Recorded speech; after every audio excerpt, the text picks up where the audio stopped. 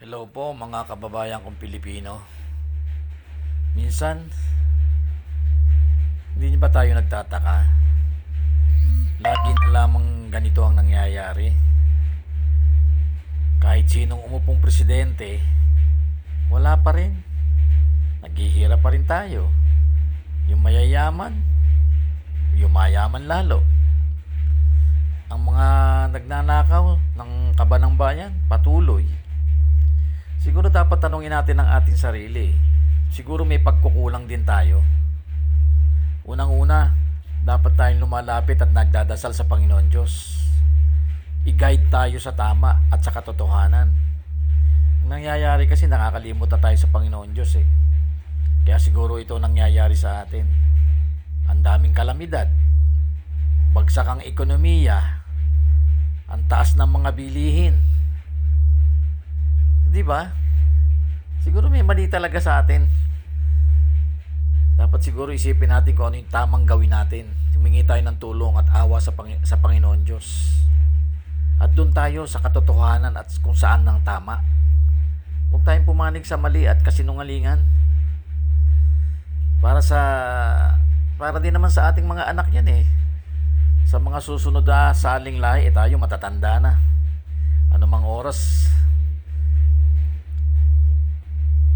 gustuhin man natin at hindi, mamamatay tayo.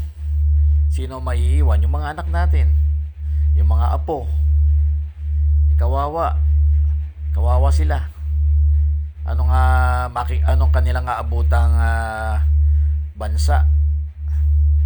Talamak sa nakawan, bagsak ang ekonomiya, mahal ang bilihin, kahirapan, walang trabaho. Ano ba yan?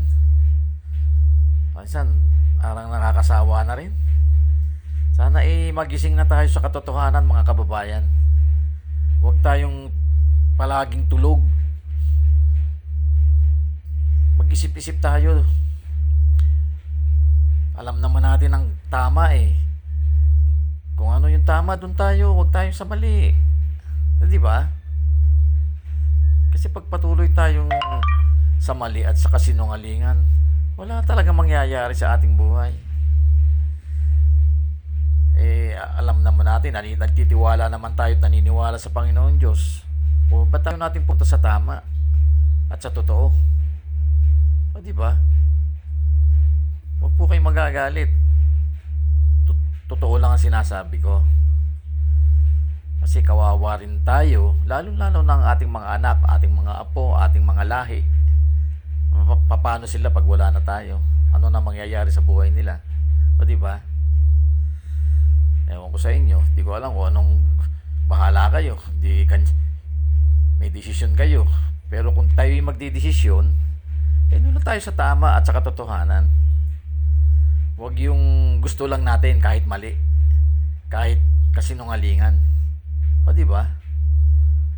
Mayroon naman tayong tamang pag-iisip eh. Di ba? Kaya nananawagan din ako sa inyo. Pare-parehas tayong Pilipino eh. Ayusin na natin ang ating isipan. Doon na tayo sa katotohanan, sa tama, at sa ikabubuti ng ating mga anak, pamilya, apo, at mga kamag-anak. Magising na po tayo, mga kababayan. Wala po akong tinutukoy ha.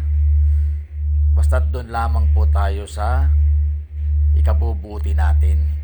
Huwag sa ikasasama. Doon po tayo sa totoo at huwag sa mali.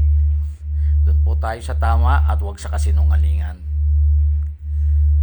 Siguro naman po, malinaw na yung aking mensahe. Para din po sa atin yan. At sa ating mga saling lahi.